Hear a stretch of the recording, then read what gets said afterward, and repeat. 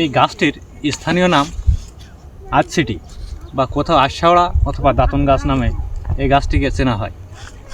তো গ্রাম বাংলার প্রাকৃতিকভাবে দাঁত পরিষ্কারের জন্য যে দাঁতনগুলো ব্যবহার করা হয় তার মধ্যে এই আশাওড়া গাছ এটা অন্যতম এবং একটি কার্যকারী গাছ।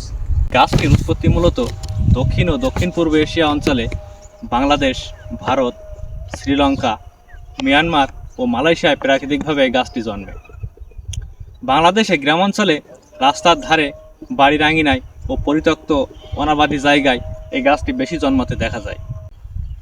আয়ুর্বেদ ও লোকচিকিৎসায় এই আশাওড়া গাছের ব্যবহার কিন্তু ব্যাপক পরিমাণে। তবে আজকে আমরা এই চিকিৎসা বিষয়ে এর গুণাবলী আজকে নাইবা আলোচনা করলাম। তবে এই যে আমরা দেখতেছেন এই আশাওড়া গাছের যেই ফল, তো দেখেন এই ফলগুলো কিন্তু খাইতে খুবই মিষ্টতা স্বাদের। আমরা এই স্কুলে যাওয়ার পথে ছোটবেলায় এই গাছের এই ফলগুলো তুলে তুলে খেতাম। এর খাতে কিন্তু স্বাদ খুব মিষ্টতা, খাওয়া যায় মিষ্টি মিষ্টি স্বাদ।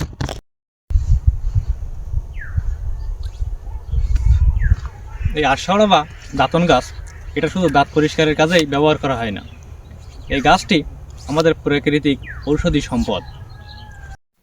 আধুনিক রাসায়নিক টুথপেস্টের যুগেও এই গাছটি আমাদের ঐতিহ্য ও সুস্বাস্থ্যের সাথে সম্পর্ক যে গভীরভাবে জড়িয়ে আছে তার কথাটাও এই গাছটি আমাদের মনে করিয়ে দেয়।